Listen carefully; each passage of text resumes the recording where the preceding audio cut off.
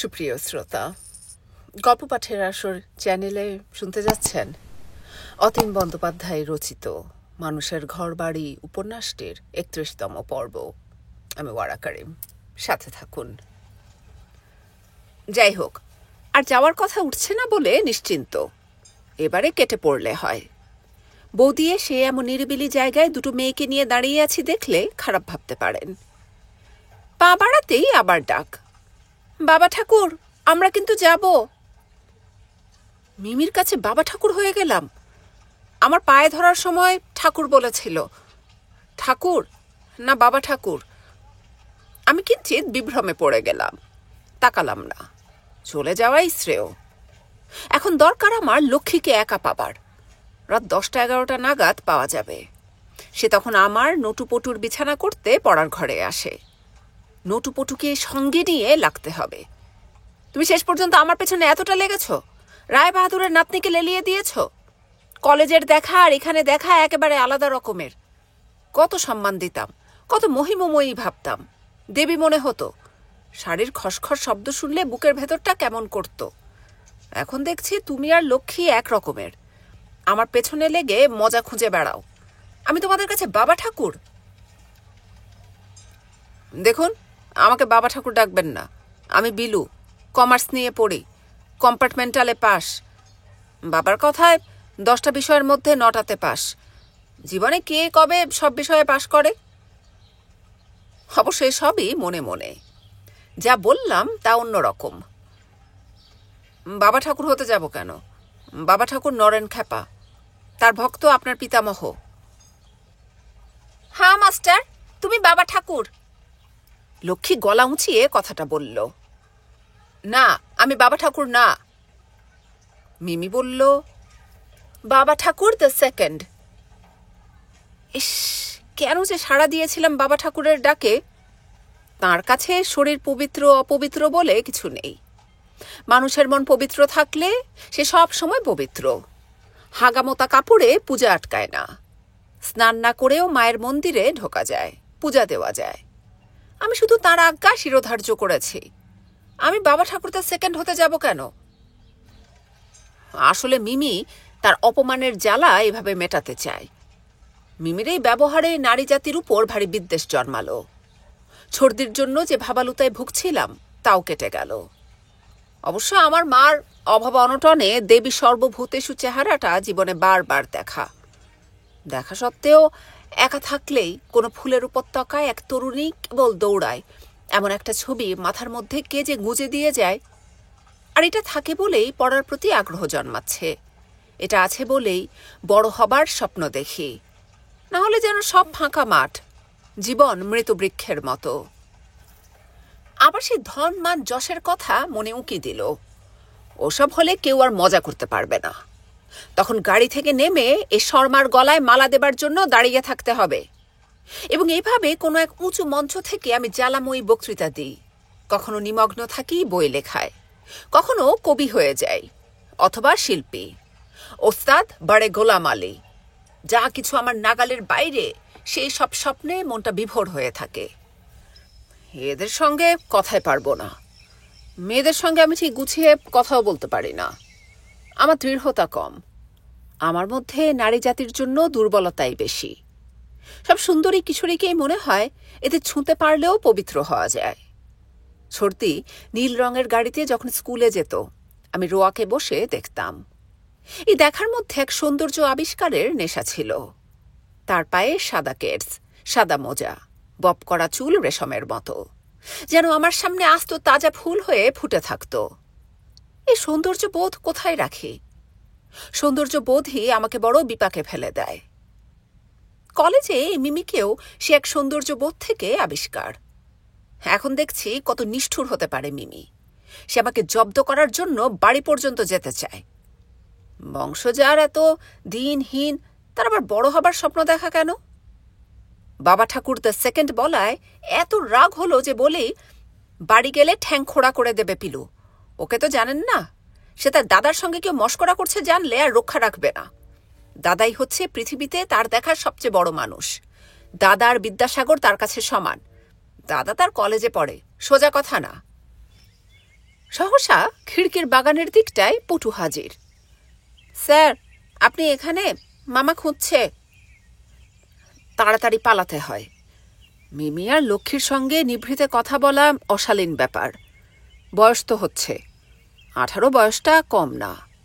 বদ্রিদার বিবাহ 16 বছরে, বৌদির বয়স 9। বৌদির 12 বছর বয়সে নটুর দাদা জন্মেই মরে গেল। নটু তার অনেক পরের, অনেক মানত তার জন্য। বদ্রিদা বোঝেন সব, আমার বয়সটা যে ভালো না। বৌদি অন্য রকমের, তার কাছে বিলু সংসারে পাপ তাপ আছে বলে কিছুই জানে না। না হলে একা লক্ষ্মীকে আমার সঙ্গে বাড়ি যেতে দেন? কিংবা রুচির প্রশ্নও থাকতে পারে, শত হলেও মাস্টারদার ভাইপো।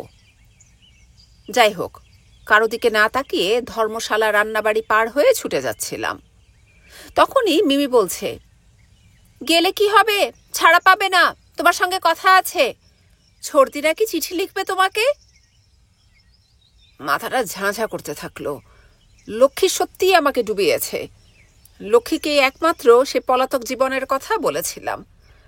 ঠিক বলিনি, লক্ষ্মী খুঁচিয়ে খুঁচিয়ে একা পেলেই বেশ সমব্যথীর মতো কথা তুলেছে ছর্দির। যেন ছর্দি তার একাই নয়, লক্ষ্মীরও। এখন বুঝতে পারছি আমি কত হাবা। যদি বদ্রিদার কানে যায়, ইস, সত্যি কেন যে বলতে গেলাম বিশ্বাস করে। তুমি বিলু গরিবের ছেলে, তোমার এই ঘোড়া রোগ কেন? আরে বিলু, চান করবি না? সবার হয়ে গেছে। রায় বাহাদুর পত্নীর এতক্ষণে চৈতন্য উদয়। মিমিটা কোথায়? সঙ্গে তার পুত্র, কন্যা, পুত্রবধূ, ছোট ছোট কাচ্চা বাচ্চা। মিমি তোমাদের ছোট নেই, বাগানে বসে মাস্টারের মুন্ডুপাত করছে দেখো গে। বাবা ঠাকুর দ্য সেকেন্ড ভাবতে শুরু করেছে আমাকে। রায় বাহাদুর উঠে দাঁড়ালেন। হ্যাঁ, আপনি চান করে নিন। এ আবার কেমন কথা? আমাকে আপনি আজ্ঞে করছে? রায় বাহাদুর কি আমাকে তবে বাবা ঠাকুর দ্য সেকেন্ড ভেবে ফেলেছে? যার হবার কথা নেতা, না হয় কবি, শিল্পী কিংবা সঙ্গীত বিশারদ, তাকে নাঙ্গা সন্ন্যাসী বানিয়ে দেবার এই ষড়যন্ত্র কেন? আমি ফ্যালফ্যাল করে তাকাতেই যেন পরম গুরুর করুণা ভেবে বলা, আপনার উপর বাবা ঠাকুরের অশেষ কৃপা। তিনি তার যদি এক বিন্দু আমাদের দিতেন। আমার জিভে শালা কথাটা এসে গেছিল। শালা, আমি কি তোমাদের গুরু ভাই? আপনি আজ্ঞে করায় মনটা তিক্ততায় ভরে গেল। বদ্রিদার উপর এদের প্রভাব, সীমাহীন খাতির যত্ন দেখেই এটা টের পেয়েছি। যদি বদ্রিদাও বুঝে ফেলেন কুলীন বামুনের ছেলে, তাই আবার দেখতে ব্রহ্মচারীর মতো, সহজে মন্দিরের বলির পাঁঠা করে ফেলা যায়। আমার বাবা যা একখানা মানুষ, তাতে করে বদ্রিদার প্রস্তাব সহজেই লুফে নিতে পারে। যদি বলে বাবা ঠাকুরের বয়স হয়ে গেল, যে কোনো দিন দেহ রক্ষা করতে পারেন, বিলুকে দিন মন্দিরে ঢুকিয়ে দিই, ইহজন্ম এবং পরজন্মের কাজ একই সঙ্গে সারা হয়ে যাবে। কত বড় কথা এমন জাগ্রত দেবীর থানের পুরোহিত হওয়া। 7 পুরুষের পুণ্যফল না থাকলে এমন সৌভাগ্য মানুষের জন্মায় না। আসলে রায় বাহাদুর বোধহয় ভেবে ফেলেছেন আমার না হলে ওদের পাতে বসা অনুচিত। বাবা ঠাকুর এদিকটায় খেতে আসেন না। তিনি আহার কখন করেন কেউ আমরা জানিও না। কাঁচা ফলমূল, দই সন্দেশ এই তাঁর আহার। মন্দিরে বসেই তিনি নিজের খুশি মতো খান। খেতে ইচ্ছে না হলে শুয়ে থাকেন, শুতে ইচ্ছে না হলে মন্দিরে প্রদক্ষিণ করেন, কিংবা তাঁর ঘরে পুঁথি ডাই করা আছে, তা পাঠ করেন। সকালবেলায় হোতার সাঁকো পর্যন্ত যান, কারণ তখন প্রাতকৃত্যের দরকার হয়। দুপাশের গরিব মানুষজন, ফড়ে, সাধু থেকে চোর, বাটপার, পাটের মহাজন, সবাই বাবা ঠাকুরকে দেখার জন্য অপেক্ষা করে থাকে। দেখলে পুণ্য, দিন ভালো যায়। একজন মানুষ দর্শনে শুভাশুভ যে এত তীব্র তীক্ষ্ণ হয়ে ওঠে, এই অঞ্চলে না এলে তা বিশ্বাস করা যায় না। খেতে বসে বোঝা গেল আমার প্রতি সবার নজর। ধর্মশালার বারান্দায় আজ পাত পড়েছে। রায় বাহাদুরের পরিবার সহ আমরা সবাই, নটু, পটু, কার্তিক মামা, ধনুদা এবং আমি। আমার দুপাশে 2 জন, বদ্রিদা ডান পাশে, বাঁ পাশে রায় বাহাদুর। সবার খালি গা, সাদা উপবিত। ঠিক সামনে বসে আছে মিমি। লক্ষ্মীর এখন কাজ জল, পাতে লেবু এবং নুন দেওয়া। সে খেতে বসবে বৌদির সঙ্গে। মিমি আমার সামনে বসে। নির্বিঘ্নে যে খাবো তারও উপায় নেই। রায়বাহাদুর গদগদ হয়ে প্রশ্ন করলেন, আপনার পিতৃদেব কি করেন? আমার মাথায় রক্ত উঠে গেল। শুধু বললাম, কিছু করেন না। বদ্রিদা জানেন আমি নিরীহ গোবেচারা মানুষ। সেই মানুষ কোনো কারণে অতিষ্ঠ না হয়ে উঠলে এমন জবাব দেয় না। বদ্রিদা গন্ডুস করার সময় আমার দিকে তাকালেন। আমিও তখন পঞ্চদেবতাকে নিবেদন করে গন্ডুস করতে যাচ্ছি। দুজনের চোখাচোখি হয়ে গেল। গন্ডুস ছেড়ে বদ্রিদা বেশ ক্ষুণ্ণ গলায় বললেন, তোর হয়েছেটা কি? সকাল থেকে নাকি মেজাজ খারাপ করে আছিস।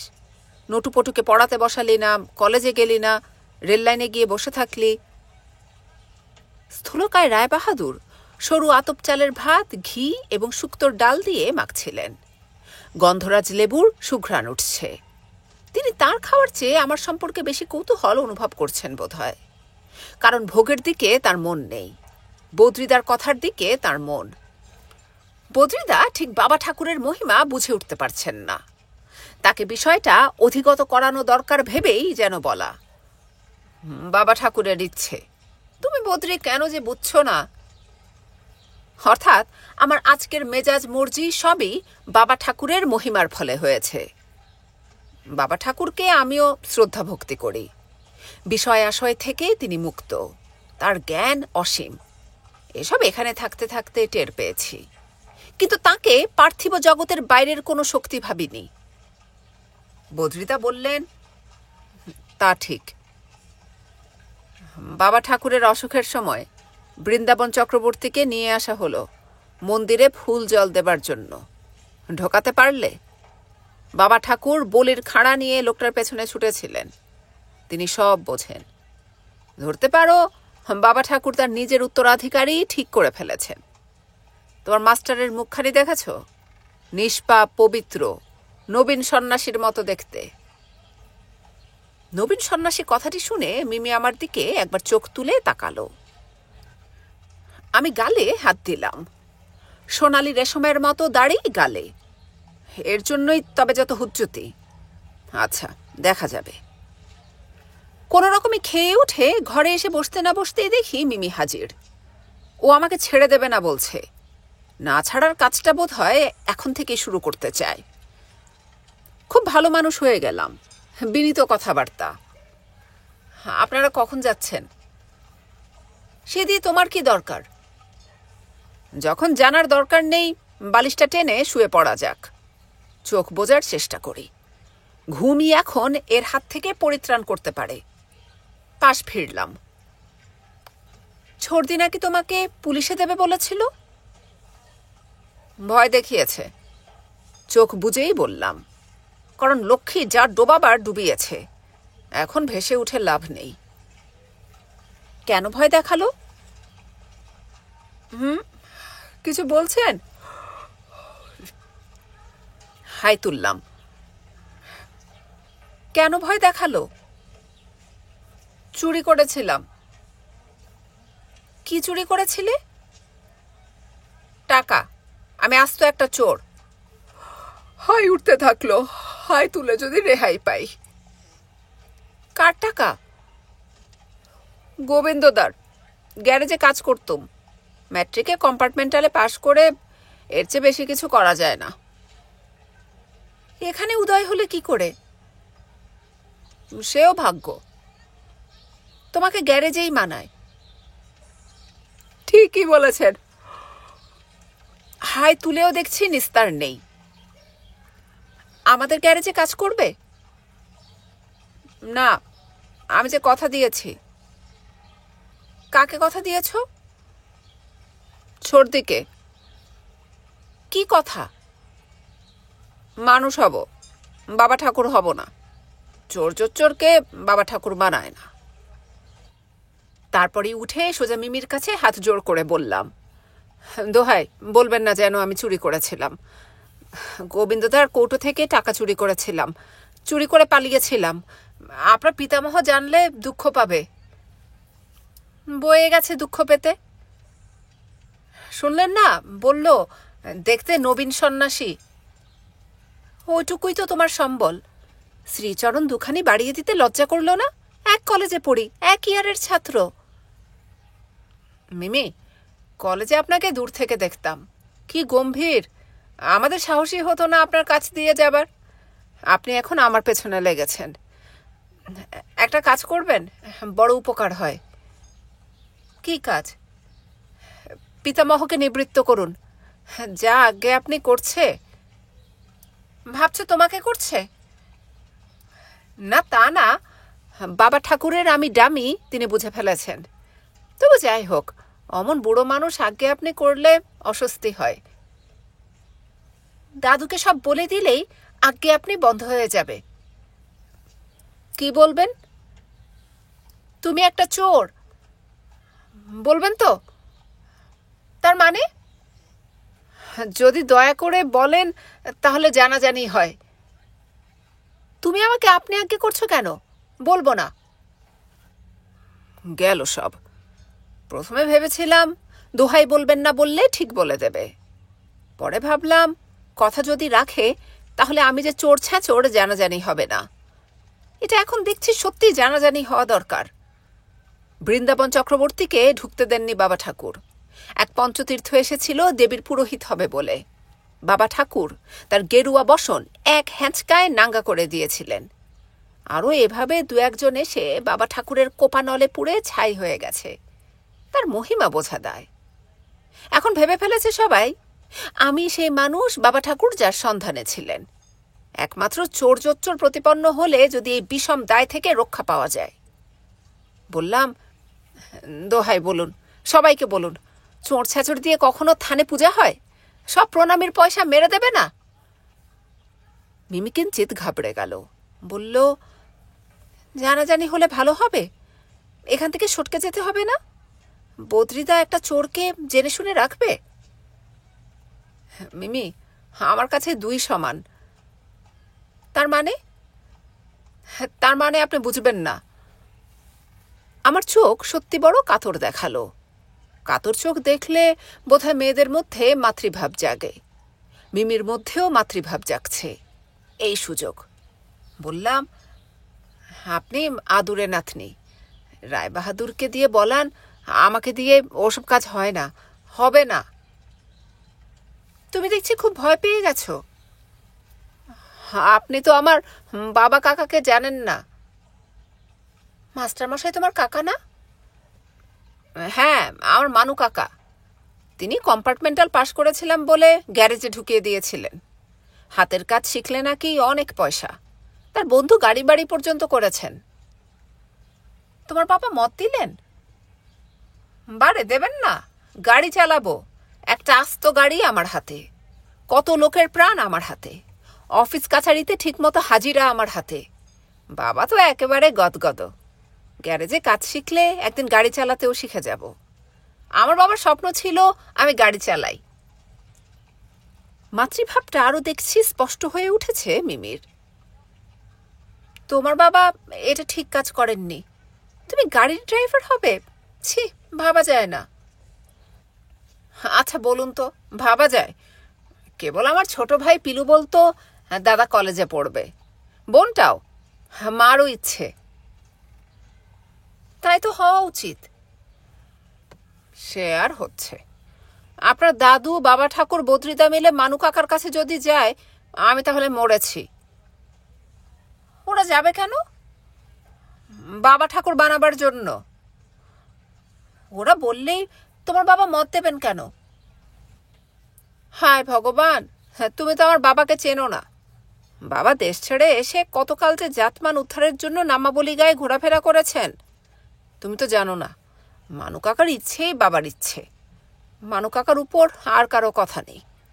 হাতের কাছে এত বড় সুযোগ পেয়ে বাবা কি সহজে ছাড়বেন? এত বড় মন্দিরের বাবা ঠাকুরের তিনি বাবা হবেন। মন্দিরের প্রণামী থেকে সব কিছুর বখরা তাঁর হবে। তিনি কি ছাড়তে পারবেন? সহসা আমি কেন যে মিমিকে তুমি বলে ফেললাম, এটা ধৃষ্টতা হতে পারে। ভয়ে ভয়ে চোখ তুলে তাকালাম। চোখে মুখে মাতৃভাব আছে না মিলিয়ে গেছে লক্ষ্য করা দরকার। যদি দেখি বদল হয়নি, সঙ্গে সঙ্গে সংশোধন। এই যে আপনি, মানে আপনার পিতামহ, মানে সবাই আমার কাছে স্বপ্নের দেশের মানুষ। লক্ষ্মী বলল, আপনাদের সামনের বাগানে নাকি একটা কাকাতুয়া বসে থাকে, একদিন নিয়ে যাবেন, দেখে আসব। এত সব মনের মধ্যে যখন ক্রিয়া করছে, তখনই লক্ষ্য করলাম মাতৃভাব বদলে গিয়ে চোখ ঘুরপাক খেতে খেতে কেমন সামান্য প্রেমিক প্রেমিক মুখ। আমার দিকে আর সোজাসুজি তাকিয়ে কথা বলতে পারছে না। এতে প্রবল উৎসাহ সঞ্চার হলো আমার মধ্যে। বললাম, মিমি, তুমি পারো আমাকে এই বিপদ থেকে রক্ষা করতে। মিমি আঁচল সামলাচ্ছে, শরীর ঢাকছে। যাক, আমি যে পুরুষ মানুষ এ বোধটা এতক্ষণে ভেসে উঠেছে মনের মধ্যে। এ বোধটা একজন তরুণ তরুণীর মধ্যে থাকা ভালো। এতক্ষণ মনে হচ্ছিল বলের মতো পায়ে গড়াচ্ছিলাম, এখন মনে হচ্ছে বল না, হাতের বটুয়া। একেবারে পায়ে নিয়ে গিয়ে গোলের কাছে ফেলার আগে হাতে তুলে বটুয়া করে ফেলেছে। মিমি বলল, তোমাদের সঙ্গে নিরঞ্জন পড়ে না? হ্যাঁ, পড়ে। ও আমাদের পাড়ায় থাকে। মিমি কি তাহলে এ বিষয়ে গুরুত্ব দিতে চায় না? মিমিকে বললাম, বসো না, দাঁড়িয়ে থাকলে কেন? আসল কথাই আসছে না, তবু বেশি চাপ দেওয়া ঠিক না। যখন একবার বশ মেনেছে, এবং আমি কমার্স নিলাম কেন? কম্পার্টমেন্টালে পাশ করলে হয় কমার্স না হয় আর্টস। তা বলতে পারে আর্টস নিতে পারতে, কিন্তু বোঝাই কি করে যে 3-4 মাস লেট করে ফেললে আমার জন্য কে জায়গা রাখবে? মিমি সায়েন্স নিয়ে পড়ে, জেলা থেকে জলপানি পাওয়া মেয়ে। ও মেয়েকে কে না দেখতে ভালোবাসে? সাদা জমিন আর নীল পাড়ের শাড়ি পরে মিমি যে কত নীল হয়ে যায় গাছপালা পর্যন্ত তার সাক্ষী দিতে পারে। আমি তো সামান্য কম্পার্টমেন্টাল পাস, আমার কথা না হয় বাদই দিলাম। আমি বললাম, কমার্স আমার ভালো লাগে। তোমাকে আর্টস নিয়ে পড়লে মানাতো। এ কথা কেন? সায়েন্স নয় কেন? আর্টস মানে তো বাংলা, ইংরেজি, সংস্কৃত। শেষ বিষয়টি বাবা ঠাকুরকে মেরামত করতে বিশেষ সাহায্য করতে পারে। মিমি কি তবে সত্যিই চায় আমি মন্দিরে বাবা ঠাকুর হই? বর্তমান বাবা ঠাকুরের যা শারীরিক অবস্থা, যে কোনোদিন টেসে যেতে পারেন। কেবল বড় রকমের কোনো কোপের বশবর্তী হয়ে চলেছেন বলে যেন বেঁচে আছেন। বাবা ঠাকুর মরে গিয়েও যদি রেহাই না দেন, তার পছন্দ মতো উত্তরাধিকারী আবিষ্কার করতে পারলে বদ্রিদা কিংবা মন্দিরের পৃষ্ঠপোষকদের বড় রকমের স্বস্তি। বললাম, আর্টস ভালো লাগে না। তোমাকে কবি কবি লাগে দেখতে। তোমার দাদু যে বললেন নবীন সন্ন্যাসী। সন্ন্যাসী না ছাই। কেন বললেন না? তুমি শুনলে না? শুনেছি, আমার পছন্দ না। কাল ভেবেছি ভৃগুর কাছে যাব, বলবো, দাদা এবারের মতো বাঁচাও। ভৃগু আবার কে? দাড়ি কামায়, গাল সাফ করে দেবে, গোঁফ ফেলবো না, চুল খাটো করে কাটবো। নবীন সন্ন্যাসী আর কবি দুই ছুটে যেতে তখন পথ পাবে না। মিমি হি হি করে হাসল। বড় সুন্দর দাঁত। দাঁত কেন, কি নয়! যেদিকে চোখ সেদিকেই নয়নাভিরাম। আহা, আমি কালিদাস নই, আমি মাইকেল নই, এই বর্ণনা কি করে দিই? ওর হাতের আঙুল যেন পদ্মকলি। পদ্মকলি না চাঁপা ফুল, নাকি সোনালি জবের শীষের মতো। ওর পা শকুন্তলার পতিগৃহের যাত্রার আগে যেমন সুচারু ছিল, দেখতে তার চেয়ে প্রবল কিছু। আমার সেই ছড়তে বড় হয়ে এখানেই হাজির, সারা জীবন ভোগাবে। বললাম, মিমি, তুমি আমাকে বাঁচাও, তুমি এত সুন্দর, তুমিই পারো বাঁচাতে। বাঁচানোর সঙ্গে সুন্দরের কি সম্পর্ক আমি নিজেও বুঝলাম না, তবু বলে ফেললাম। মিমি বলল, দেখি আমি কি করতে পারি। কিছু করতে হবে না, শুধু পিতামহর কানে কথাটা তুলে দাও। কি কথা? বারে, ভুলে গেলে? এত করে বলছি, আমি কবি নই, নবীন সন্ন্যাসীও নই, একটা আস্ত চোর। যদি এটা বাবা ঠাকুর কিংবা তোমার পিতামহ জানতে পারেন, তবেই বেঁচে গেছি। তুমি নিজেই গিয়ে বলো না। আমি বললে বিশ্বাস করবে ভাবছো? ভাববে বাবা ঠাকুর হবার ভয়ে বানিয়ে মিছে কথা বলছি। সে দেখবো। তুমি কিন্তু কলেজ ম্যাগাজিনে কবিতা লিখবে এবার। মিমির ভালো নাম দীপান্বিতা। এ নামে আবার কেউ ডাকে না। আমরা মিমির নাম যে যার নিজের মতো ঠিক করে নিই।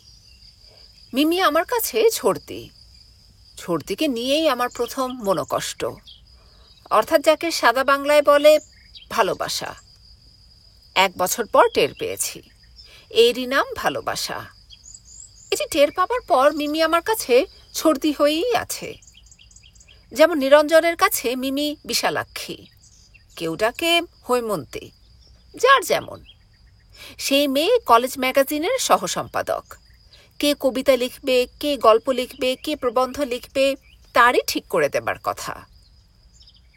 বললাম, মিমি দোহাই তোমার, আমি জীবনেও কবিতা লিখিনি। কবিতা রবি ঠাকুর লিখেছেন জানি, নবীন সেন, রঙ্গলাল, আর কি যেন নাম আমার মনেও থাকে না, জীবনানন্দ না কি যেন। দেখো, আমার উপর তুমি এই গুরুদায়িত্ব অর্পণ করো না, দোহাই। তোমরা সবাই দেখছি আমাকে পাগল করবে, না হয় আবার দেশ ছাড়া করবে।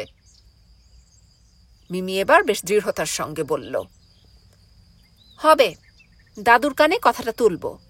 চোর ছ্যাঁচড় দিয়ে হয় না তাও বলবো। তবে শর্ত একটাই, তোমাকে কলেজ ম্যাগাজিনে কবিতা লিখতে হবে।